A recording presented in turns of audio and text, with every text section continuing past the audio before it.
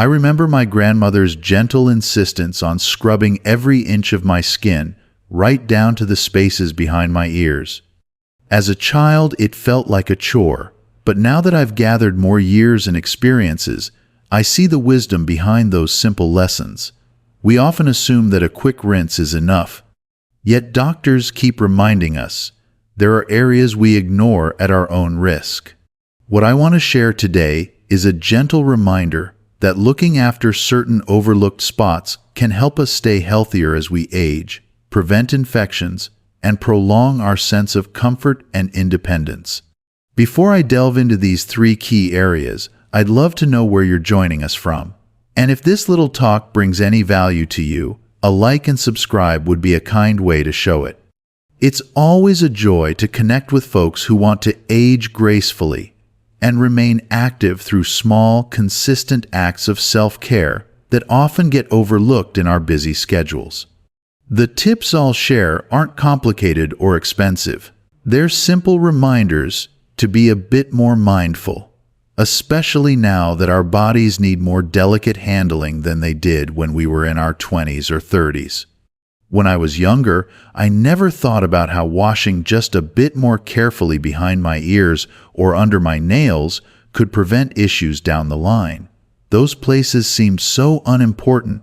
But then I began hearing firsthand from friends, neighbors, and even my doctor that such little corners of the body can become havens for bacteria. Over time, especially as we move into our senior years, the buildup of oils, sweat, and germs can lead to infections that are a lot harder to fight off than when we were kids. One friend of mine learned this lesson the hard way when he developed a mild infection behind his ear that simply refused to go away. It took multiple doctor visits and some potent medication to fix what a careful scrub might have prevented.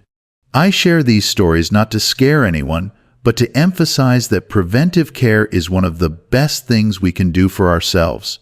It doesn't require running marathons or drinking fancy supplements. It's about doing ordinary tasks with a bit more attention. The first area we should all remember is indeed behind the ears.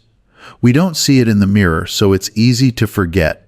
But that hidden spot can trap sweat, dirt, and bacteria, especially if we have limited mobility or if we don't shower as often as we used to. I'm not suggesting we stand in the shower for an hour scrubbing. A gentle wash with mild soap will do just fine. Make it a small ritual. A couple of extra seconds to get behind the ears can prevent discomfort and the possibility of a stubborn infection that might require antibiotics or a doctor's visit. Another crucial place that deserves our attention is our feet. I remember as a child, my mother would check my feet after I came in from playing outside. She'd say, "You never know what's hiding between those toes." Of course, I'd roll my eyes and tell her she was overreacting. But looking back, I see that her concern was genuine. Our feet carry our weight and bear all sorts of stress throughout the day. When we get older, our skin becomes thinner and our circulation might slow down a bit, which makes it easier for cracks and small sores to form. If we're not washing and drying our feet carefully, especially between the toes, we run the risk of fungus or infections that might seem mild at first, but can become a major headache down the road. Take a few moments in the shower to gently scrub the soles, the sides, and the spaces between the toes. Rinse well and then dry them thoroughly. That last step is important. Leaving moisture between your toes is a perfect setup for bacteria or fungus to flourish. And if bending down is a challenge, there's no shame in using a foot scrubber with a long handle or even asking a family member for help. I know it can feel awkward to rely on someone else for tasks that used to be easy, but protecting your health is worth overcoming a bit of pride. Fungal infections can be tough to get rid of once they settle in, so it's easier to stay on top of the situation with simple daily care. Under the nails is the third place that many of us neglect. We're used to washing our hands, especially nowadays, but that doesn't guarantee the area beneath our nails is clean. We might rinse our palms and soap up, but that tiny bit of grime under the nail tips can be a breeding ground for bacteria. This applies to fingernails and toenails. Sometimes a quick glance can fool us. The underside might look fine, but a closer inspection could reveal trapped dirt or dead skin. Seniors in particular can have nails that grow thicker or have slight deformities that make them harder to clean thoroughly. A soft nail brush or a washcloth can do wonders for this. I wouldn't recommend scrubbing so hard that you hurt yourself, but a gentle back and forth motion can dislodge anything hiding under there. Then, rinse it away and maybe give a quick trim if you notice your nails are getting longer than you can comfortably manage. Small steps like this can prevent ingrown nails, fungal issues, and other infections that nobody wants to deal with. One might wonder if all this fussing really makes a difference. After all, many of us got by fine with less attention to detail when we were younger. But our bodies simply aren't the same.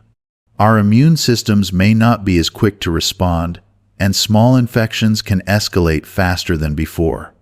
These three areas, behind the ears, our feet, and under our nails, are like little checkpoints that doctors emphasize for a reason. They're spots where neglect can turn a minor issue into a lengthy battle with discomfort, medicines, or even minor surgeries. Preventive care by washing and drying them well helps us avoid trouble and maintain a sense of control over our well-being. Taking a bit of extra time to clean these areas also fosters a habit of self-awareness. In the hustle of daily life, we sometimes lose touch with what our bodies are trying to tell us. But if we slow down and wash carefully, we might notice a small rash, a bump, or a spot that's more tender than usual. Catching these things early can lead to a quick fix instead of a more complicated situation. I've had moments in the shower where I found a new bruise or a cracked patch of skin on my foot that I wouldn't have noticed if I was rushing. By dealing with it early, putting on some ointment, or showing it to the doctor, I spared myself future hassle. I also believe in the power of routines that encourage a sense of calm. Spending a moment to care for your body can be almost meditative. Letting the warm water run over you, feeling your muscles relax, checking in with yourself. These are small but meaningful rituals, especially in an age where everything else seems to move so fast. Aging doesn't have to mean giving up on self-care. In fact, it can be a time to embrace it even more fully, knowing that every measure of kindness we give to our bodies can pay off in comfort, mobility, and confidence later on. Of course, it's possible to overdo things, and I'm not suggesting you turn hygiene into an hours-long ordeal. A happy medium is best. If you have any specific medical conditions or limitations, always listen to your doctor's advice first. They can offer personalized tips to help you adapt these practices to your unique needs. Some folks with certain skin conditions might need special soaps or instructions, but the principle remains the same.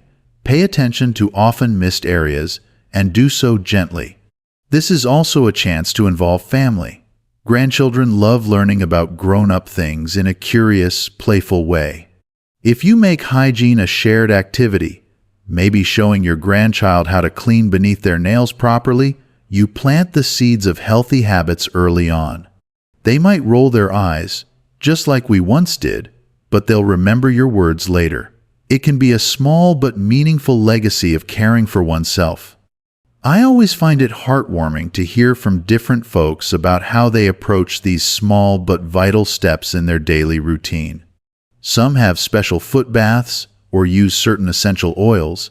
Others keep a soft brush near the sink to remind themselves to clean under their nails whenever they wash their hands. If you've got any particular tips or rituals, I'd love to hear about them in the comments. Sometimes it's the simplest adjustments that make the biggest difference in our everyday comfort. Sharing those tips might also help someone else who hasn't considered a new angle yet. I know it might not feel like a dramatic transformation, just a few extra seconds behind your ears, under your nails, or carefully tending your feet.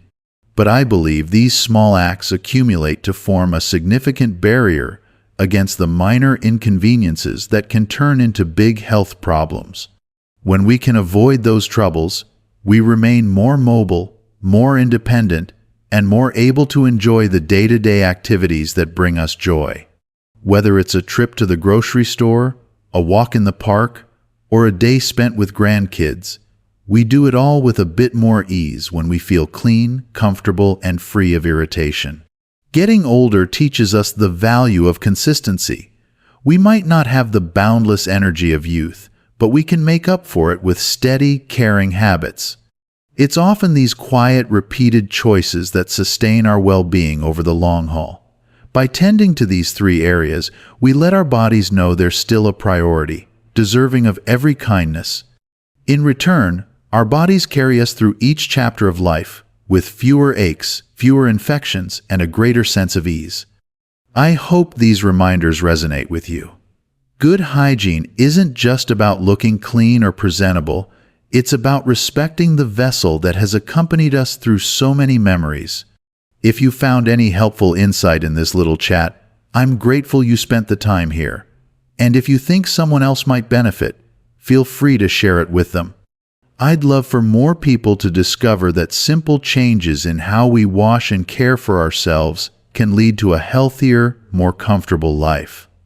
It might not be glamorous, but it's real, and it's something each of us can do, starting right now.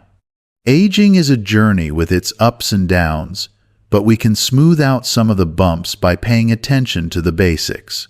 Before you move on with the rest of your day, remember to be gentle to yourself.